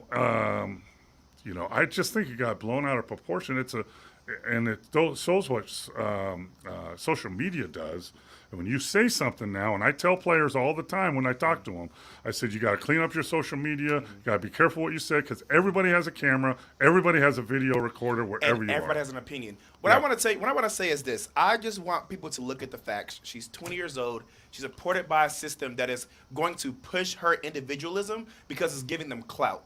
We live in a world now where clout holds more weight than what's actually happening and what's actually real. And you have, and I don't know if you pay attention to this specifically, both of you. You have Angel Reese who, that's something? Oh, okay. You have Angel Reese. Okay. I want one of those shirts. Oh, okay. It's nice, right? It's nice. I was like, why'd you point to the shirt? Okay. Yeah, when do I get one of those? Only if he signs it. Right. So you have to look at it. Angel Reese is 20 years old. She doesn't know better. She's immature. This is her first time in the NCAA championship spotlight. She has the clout from that specifically. Then you have big, huge celebrities like Lil Wayne and Sweetie and other huge celebrities in the black community who are celebrating her, who are championing her. I'll just use a synonym. Who are supporting her. You would, if you were in that space, I wouldn't say that everybody would handle it the same, but we live in a society where having that backing makes you feel like you're on top of the world. And so, let me just say this last thing. When you feel like you're on the top of the world and nothing can affect you. So when you put a 20-year-old in that position where she feels like nothing can affect you, she's going to do dumb stuff. And here's the one thing, and we're talking about social media. Here's where it gets askew, too, because in her press conference, she said, yeah, you guys have called me ghetto, you guys have done this, and you guys have done that. What do you mean, you guys? No reporter, no ESPN, but it's social media that does it in the backdoor action. I was telling you about that, yeah. But you guys, what do you mean you guys? There's no ESPN announcer, nobody interviewing you right now. It said that, but in her mind, she thinks everybody's saying that. Yeah. Well, I'll say this again because I think this is important. Caitlin has handled this with nothing but class and respect. To this point, Angel Reese has not apologized for anything she said. She has not retracted. In fact, she's doubled down on some things. She's made gross assumptions about Jill Biden. She's made assumptions that, with no evidence to back up those assumptions. If Angel Reese apologizes to Jill Biden, not even for inviting Iowa, but just says, listen, I probably should have met you before the game. My apologies. I should have done that. Then I'll have respect for her for doing that. But she hasn't done that to this point, and I judge her based on her behavior, and I don't think she's going to apologize for anything because that would take character to do that. Can I ask you both this? I agree. I feel as though she's not going to take accountability for this until it starts affecting her. Again, she has all these celebrities backing her up. She feels like she's on the top of the world.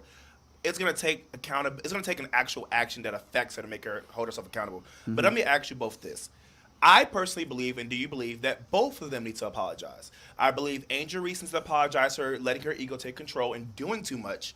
But I also believe that Jill Biden needs to apologize for just not being self-aware of... Well, first of all, she already did apologize. Okay, so that's what I'm saying. So I believe they both should be to apologize. I actually don't know what exactly she said as an apology, but I think her specific apology should be, hey, I was self-aware on what you go through as a demographic or as ethnicity. I didn't understand how it feels to be a part of a culture where you feel like you have to always share the spotlight. That was not my true intentions. This is why I said it, and I feel like everyone will be okay with that. What do you guys think? Well, I think it's more along the lines of I didn't know how this thing works. That's what I'm saying. No, but it's not about about race. It's about I didn't know how I didn't know only the winners come to the White House. I didn't know. I'm a teacher. Everybody's involved. So I think that's point. And I agree. But could you say though also too? She could just hold herself accountable and just be like, you know what? I also wasn't aware of the struggles you have to go through as a black woman and feeling like you have to always share the spotlight. So when you came to me and said, or when you went to your reports and said, that's why you felt that way, I want to validate your feelings, and I'm sorry that you felt that way, but that was not my true intentions. I could see some of that. Yeah, that's what I'm saying. I feel like there's nothing wrong with saying that. She's not a racist. I just feel like, again, unconsciously, she did not know what she was doing, and she did not know how it affected more than one situation. It affected the situation of, the whole participation. No, there should be no participation points. They clearly won. Yeah. But also, dang, I didn't think that you dealt with this as a black woman. My bad. That's where I disagree, again, and then we'll have to take a break. But to me, there's no evidence to support the fact that Jill Biden, whether it was race intentional or not, there's no evidence. I agree with Mo that I think it was just one of those things where maybe she didn't really, truly understand how getting invited to the White House works. No, it's only the winner. It's not the loser. I don't think this has anything to do with race. I think people are injecting race into it when it shouldn't be. But before we move on, I want to touch this. And I think you're right. Until she feels you. Me? Yeah. Jamie. Okay. Yeah, Jamie. Until she feels, some heat. or some penalty or whatever, which she doesn't know yet, but she is. She doesn't know it. It's she coming. is. No, it is now. Oh. Because how's she going to make money in the future? Yeah. She's going to make money on NIL, right? That's corporate money, right? Through the school. Mm-hmm. She'll make a lot of it, but less now. Yeah. And she gets drafted in the WNBA by a team that's going to now look at her and say, well, she's a good player, but if we get her and she goes after a game and starts going off, do we want that? Right. She's and a wild card right now. Even more that the most money in women's basketball is overseas. It's overseas. Oh, it is? Yeah. Yes, and Russia. It's not the WNBA? No. Definitely not. Really? Why not? No, there's more money in women's basketball overseas. That's why Brittany Griner was in Russia. She was making $1.2 million, where she makes $200,000 in the WNBA. But you go overseas, and those teams and those organizations are not as advanced in the social situation as we are, and they will look at that as a double negative. Yeah. Mo, you are so right. I agree. She's affecting her future. You are so right, Mo, because right now she probably thinks everybody's talking about her. This is good. Long term, this is not good for her for the reasons you just mentioned. I agree. All right, he's Paul McKeskey, 12-year NBA veteran who spelled my name Brain on this this playing card here. That's because I think he was such a smart guy. Oh, well, I appreciate that. But you are, Brian. I agree. The level of sarcasm is just I can smell it in the room, ladies and gentlemen. But that's okay. So it's interesting because Mo brought up John Morant, and there's a new story that's come out. I want to get your thoughts on that, and then of course get your thoughts on UConn and the NBA playoff picture with Paul McKeskey, the 12-year NBA veteran and 80-year coach. So we will talk about that coming back. Mo's going to punch sarcasm. Ooh. Mo is going to break my nose just like Charles Oakley broke his nose. That's what's going to happen next. We're going to take a quick break. We'll be back right after this. You are listening to Push the Limits right here on KSHP. Yes, sir.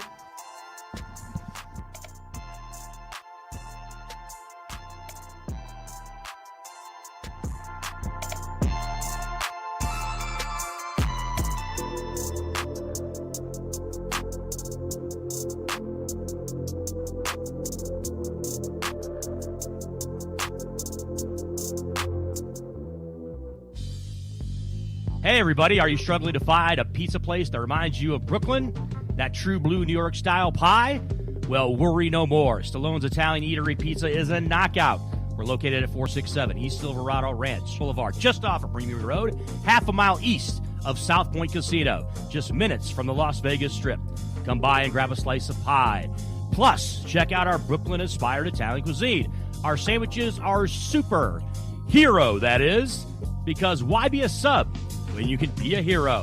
Stallone's Italian Eatery is here to serve you phenomenal food, Vegas. Forget about it.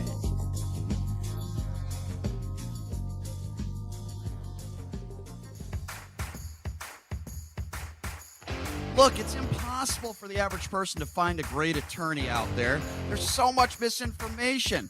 Now, let me introduce you to former Chief Deputy District Attorney Thomas Moskal. He was Las Vegas's top DUI prosecutor for years. He prosecuted the most high-profile DUI cases in Clark County. No one knows more about DUI law in Nevada. Just Google it. If you get charged with DUI, whether it's a misdemeanor or even more importantly, a felony, you need Thomas Moskal representing you. His relationships with the prosecutors and judges and his knowledge of DUI law to work for you.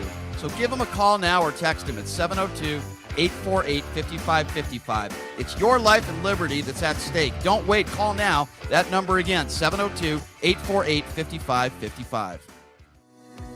Hey everybody, it's Brian Shapiro from Pushing the Limits. I want to tell you guys about Sahara West Urgent Care and Wellness. They're conveniently located on the southwest corner of Sahara and Jones.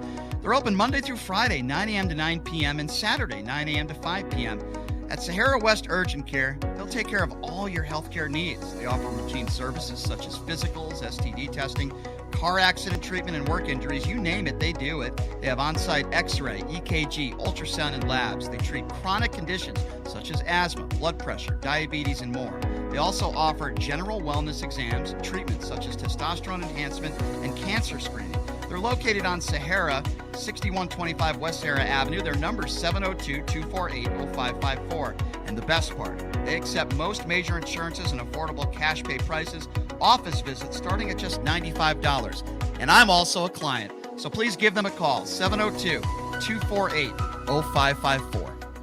Zen World Premium CBD offers full and broad spectrum CBD oil, extracts, and capsules which are designed to help you feel your best. Their products are sourced from the best organic hemp and natural ingredients on the market and are tested for quality, purity, and potency. They have a full range of items from health and wellness to beauty to pets. Call 725-205-9223. Visit online at zenworld.com or stop by their location at 9895 South Maryland Parkway and Silverado Ranch Parkway. Mention KSHP for 10% off in store or use code KSHP online for 15% off.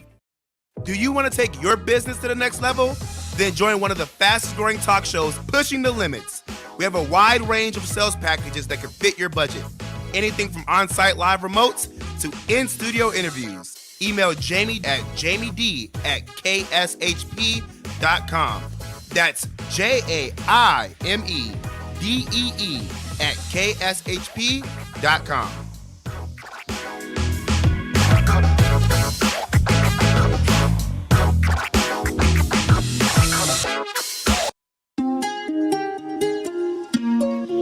What's up? Welcome back to Pushing the Limits live on KSHP and live everywhere on YouTube and TikTok right now. Guys, I'm super excited to be with you all today. It's Thursday, it's sunny outside, and we're just feeling good today here at Pushing Limits. I want you all to know that our social media accounts is where it's at right now at PTL Radio Show. That's PTLRADIOSHOW. We're live on YouTube right now. I'm personally sitting right here responding back to your comments using my voice and Brian's voice as well. Don't miss out on these great behind the scenes. We have Coach Mo here, we have myself, and we have Brian. Hey, again, follow us at PTL Radio Show. That's PTLRADIOSHOW. Hey, Shep, look at Mo.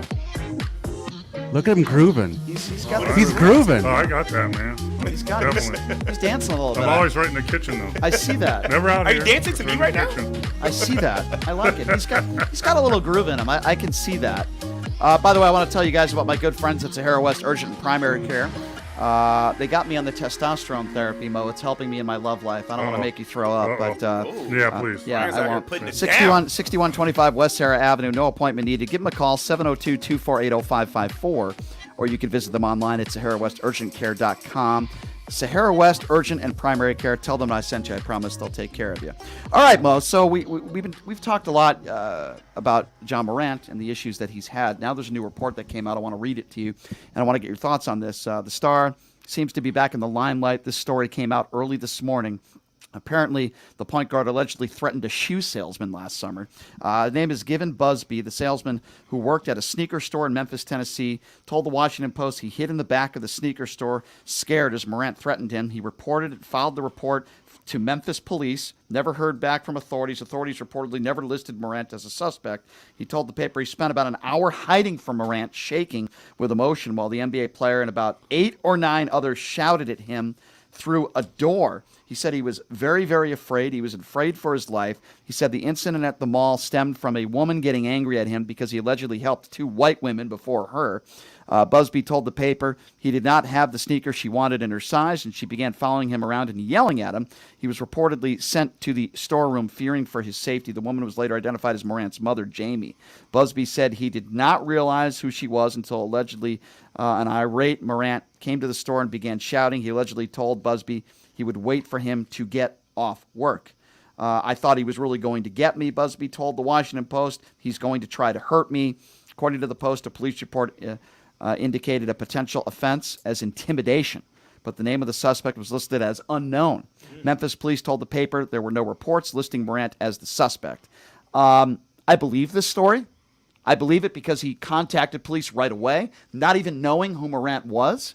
I think this guy is completely credible, and if you look at Morant's history, I absolutely believe this took place. What's your reaction to this? So this was in the same situation where there was an altercation in the parking lot of the mall, and Morant said he came to rescue his mom. Is this the same day? Is this when this happened? Yes. Okay, so this because I know that happened. I know there's a situation with a young player at his house that trash talked him, and he had an altercation with him. Did they go like this? Maybe because he couldn't go like this because he doesn't have a ring.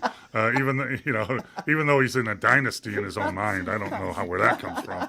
Just talk to the Golden State Warriors about that. But it's just another alarming situation where he's going down the wrong path, and I don't know if anybody's helping him. And 1 month of suspension and going through whatever treatment he said he was going through is not the answer. I think the answer is a mentorship, that someone that's been through stuff, been in this position. Because let's be quite frankly, how many 23, 24-year-old young men in this country are getting ready to sign a $300 million contract, pretty much do or say whatever they want. And if they surround themselves with the yes people, no one's going to tell them what's right or wrong. Right. And that happens more than you think at the professional level. And it happens more in basketball because the money is more instantaneous in basketball. And players are coming out of high school and 1 year of college. So we just talked about the young lady at LSU is only 20 years old. You look on the Oklahoma City Thunder roster, 5 of them are 20 years old. It's just amazing. And, it's really alarming. I'm not surprised that, if you call the police and, unless something drastic happens, it's a misdemeanor. And, there's 5,000 misdemeanors every day out there, and, write a report. But if it escalates and the person is in fear for his life or wellness, and they're outside your where you make a living, and you're afraid to go to your car, which guess what? In today's world, I don't blame anybody because there's crazies out there. But Mo, it doesn't sound to me like Morant's parents maybe are the most stable people. Here's why I say that. You had the incident with his father, and on the basketball court against Sterling Sharp, right? Yep. You had that incident, which was an embarrassment, and now you have this situation. And I'm going to assume this is true, that the mother was acting like a fool in that situation and following this guy around the store. I would imagine that's probably true, and it's unfortunate because now you have this guy Morant who's so popular and a celebrity, one of the best NBA players and one of the best basketball players on the planet. Could be the next LeBron James, by the way. Absolutely. I think he certainly has the potential to maybe be there, but this is the type of stuff that will hold him back. It doesn't seem like he has the best people around him, friends, so-called friends, and it doesn't seem like he has the best parents. Let's just put it that way. Look at LeBron James, and you look at his mother, raised by one parent, and his mom seemed to me to be a wonderful mother who did everything in her power to raise him accordingly. I sat next to his mother at the 2012 Olympics in London. I was scouting for the Great Britain team, and I was watching the U.S. team play Spain or somebody, and I sat next to her, and we had a conversation, and she is a smart, on the ball, no nonsense mother for sure. Well, it just seems like he was raised very strong, and hence the way he's lived his life. Support system. And the father that he is, the husband that he is, appears to be a pretty darn good family man, and I think that speaks to his mother. And businessman. Yeah, absolutely. I agree, and that speaks to his mother and the great job that his mother did raising him. I don't know Morant's parents personally. I'm just going by a few incidents. I understand that, but when your son is as famous as he is, at a minimum, you should know better, especially when you're in public. Yeah. And it's very disappointing, and I think it's going to be tough for Morant to escape himself from these situations in the future. Yeah, I mean, you have to think about his background. It's hard to remove yourself from certain situations when you don't have the correct support system, as well as when you have that ego and that mentality that you could do whatever you want. I mean, yeah, he did have that press conference where he's saying that he's fixing himself, but I mean, everybody does that. Everybody says they're working themselves, and behind the scenes they're not. They just want to get back on the court. I said this before, and I'm gonna say it again. He's young. I'm not gonna say he's a child. He's young, and he needs the right support system behind him, and he needs to be held accountable for his actions outside of being told like, "Hey, you're suspended, but you can come back." Yeah. You know. He needs to, he's at a point now he doesn't even know it. I played with Isaiah Thomas when he was a rookie. Isaiah grew up in Chicago, and Isaiah told me, he said, Mo, listen, I was this close, 1 inch, I could go right or left. And if I go left, I'm in the gangs and I'm probably dead or in jail. If I go right, I focus on basketball. That's true. Ja Morant is in the same spot, except in a different situation.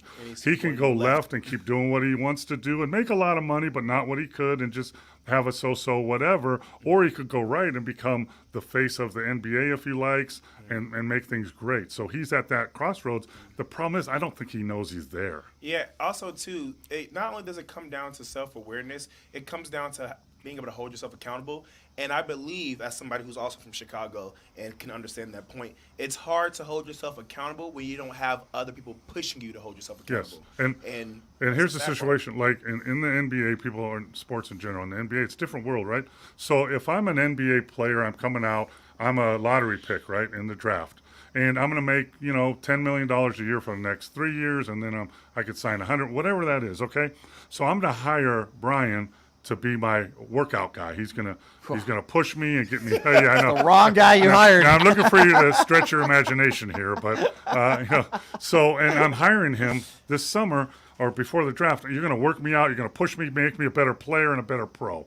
But at the same time, when Brian says, "Hey Mo, we're getting up at 7 a.m. We're gonna lift weights and then we're gonna go run and then we're gonna go in the gym," and then I don't show up. And I text you, hey, I'm sorry I didn't make it. And I do that the next day and the next day because I can. Now, you're going to do two things. You're going to say, listen, you hired me to do this. You're not letting me do this. It's not working out. See ya. Or you're going to say, hey, listen, you're paying me a lot of money. We're going to work out when you want, how much you want. So that's what happens in the NBA, guys with Ja Morant. You like in business or coaching, there's NBA coaches that surround themselves with yes men assistants. Great idea, best idea. And that's not how you can become better. And that's what someone like Ja Morant can be doing. And no one, he's either going to take it or he's not. And if he could get someone he respects that's been through it, Carmelo Anthony, someone like that can say, listen, I've been there, man. I did this and I screwed up. I got better. I want to ask you both, because I know you're both paying attention more to the story than I am. We're saying that these specific figures should come down and say, hey, Ja Morant, sit down for a second, let's talk. Have y'all heard that this has happened?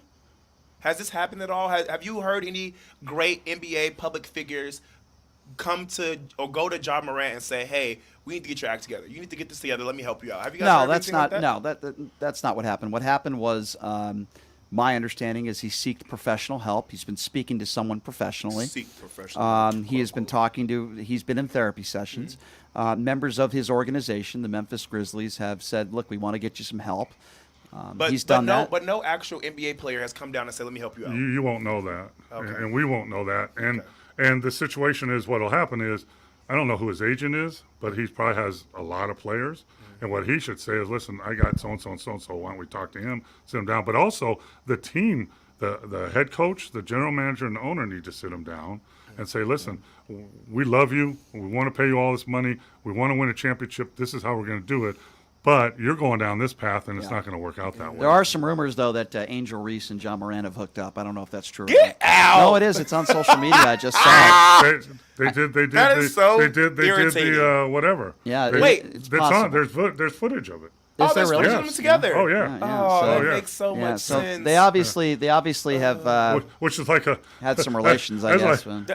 Wait, did you guys know that Angel Reese and I didn't know the guy from UConn, they're cousins? Forgot the guy's name. I did know that. Cool. I didn't even know who Angel Reese was until a few weeks ago. Brian, I said that earlier. Nobody did. I can't say nobody. Majority of people didn't because people don't pay attention. She put them on the map. She is a transfer. She went to Maryland. Yes. She's from Baltimore, Maryland. Speaking of what people have been paying a lot of attention to, which is the UConn Huskies, what do you make of this run with Bobby Hurley, his coaching career, getting things going in Rhode Island and then getting this job and turning things around?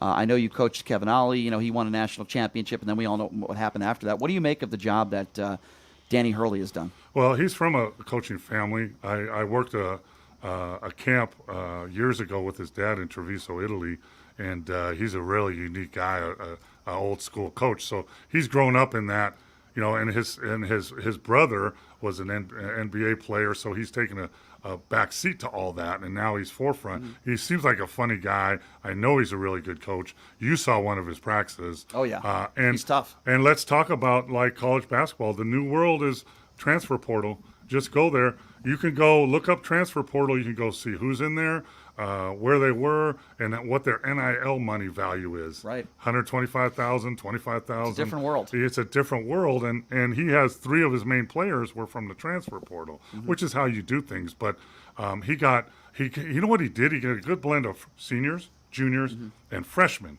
There's a one and done in Newton.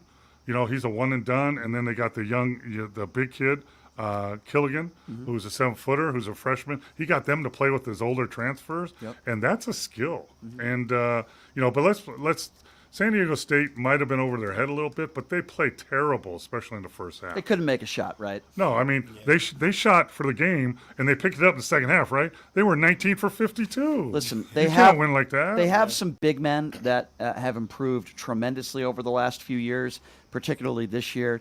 And I think Bradley's a really, really good player, probably a professional, but he did not play very well in March. With that being said, Mo, let's be honest here. This is not a star-studded team, and what Dutch has been able to do to get San Diego State not only winning the Mountain West Conference tournament, but to get to the finals and the championship game is, to me, one of the better coaching accomplishments I've seen in years. Let's say Bradley had 8 points and 3 rebounds in the championship game. Yeah. That's not good. No. And let's say he had 3 of his main guys are transfer, Oakland U, Seattle, and TCU. Right. So he did the portal too. But Dutch has done a phenomenal job. Yes, absolutely. Yeah, and both teams at 4 and 5 have done a great job. Agree, 100%.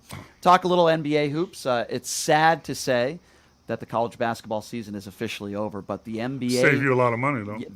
Well, hey, speak for yourself, my friend. I've been Mo placed a few sports bets, and he wasn't too lucky. Can I say this real quick? I have worked with several different sports organizations, and I have learned more about sports through YouTube than I have working for. I don't even want to say their names because I don't want them to get upset with me. But here's the working problem. for big sports organizations, and we're going to say this too, though. People need to watch how you guys talk about sports betting because it's the funniest thing I've ever seen. Well, let me be honest here. I'm done, too. I'm never No. doing it. Never. Mo, let me tell you what your problem is, okay? It's not your lack of knowledge. You have a problem, though. No. Your problem is you took the same side of Chris Wynn. That was the kiss. You're the one who told me not to do that, and you did it. And then I tried to outthink myself. So Chris Wynn, as you know, and he's watching right now too. Sorry. Chris Wynn is the official fade handicapper of Pushing the Limits. And if you don't know what a fade handicapper is, he gives his picks and then everybody bets the opposite.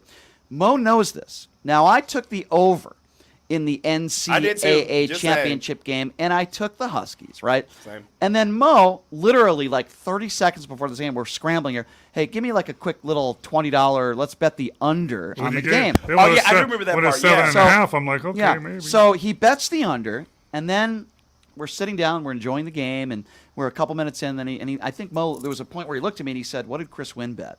And I said, "Chris bet the under."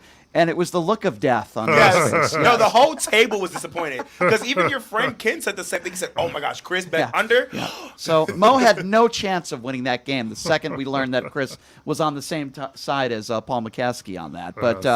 But moving on here, let's talk a little. We only got a couple minutes left here, but how many more weeks left until the season's over? And One. That's it. So 3 more games. So 1 week left. Any surprises since we last talked in the last week? No, I think the East is the Bucks solidified the number 1 spot, so they get home court, which is important to them.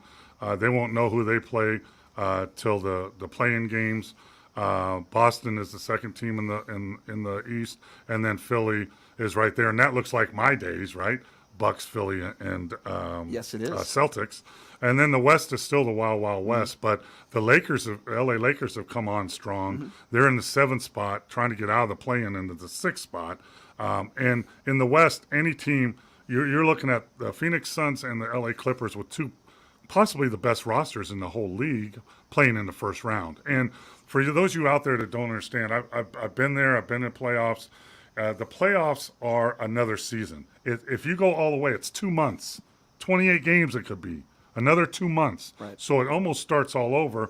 So the faster you can get through these early rounds and get into the second rounds, it saves you energy and injuries, and that's to move on. So the spotting of, like, if you look in the East, the Bucks are going to play Atlanta or Miami, then they play the winner of the Cavs, New York. Okay. Celtics are going to play, Miami, Atlanta, and then they're going to have to play probably Philly. That's going to be a long physical. The Bucks have home court. And that's huge. But they're going to have to battle Philly before they get to the Bucks. Mm-hmm. So the same is in the West. Like Golden State right now is playing Sacramento. They're not afraid. Now, if they get bumped up and got to play the Suns or somebody, that's not a good thing. So I think the East is pretty set. I think the West is still the wild, wild West. But you know what? We saw excitement in college basketball because there are upsets. I think this year in the NBA you'll see the same thing. Gonna be watching any of the golf this weekend, Mo? Oh, It's the I Masters, already have. man. Par 3 tournament, baby. Awesome. Some guy got a hole-in-one back-to-back holes, I heard yesterday. Oh, wow. It was pretty wild. Tiger Woods, by the way, average at best today. He was 2 over par. Obviously, with the guy playing on basically one leg, it's unbelievable. It's impressive. And here's what you don't know. Like the Masters, when you watch on TV, it's green, it's beautiful, but it's not flat. There's a lot of undulation. Not easy to walk. And talking to someone with bad knees and a bad hip, walking up and down hills, not good. Yeah, 2 over par. I think he's going to be right there on the number. We'll see if he makes the cut. He is Paul McKeskey. Paul, thank you for signing those cards Thanks, for me. Paul. Yes. You made him so happy Get today. off my back. By the way, Frank wants to meet you. I don't know. You're going to have to meet this guy, Absolutely. Frank. He wants to meet the great Paul McKeskey. So two guys with a lot of stories. I'll leave it at that. Yeah, some different than others. Yeah, some different. Yours are more basketball stories, Yes, but all right. Thank you so much, Paul, for being here as always. Always fun. When Paul McKeskey comes in every Thursday. All right, folks. Tomorrow we got Guy David in studio. We're gonna have some fun. Thanks for joining us, everybody. We'll see you tomorrow, same place. Have a great day. We out.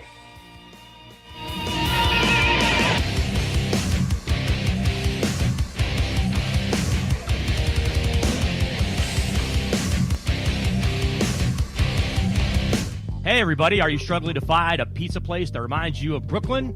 That true blue New York style pie?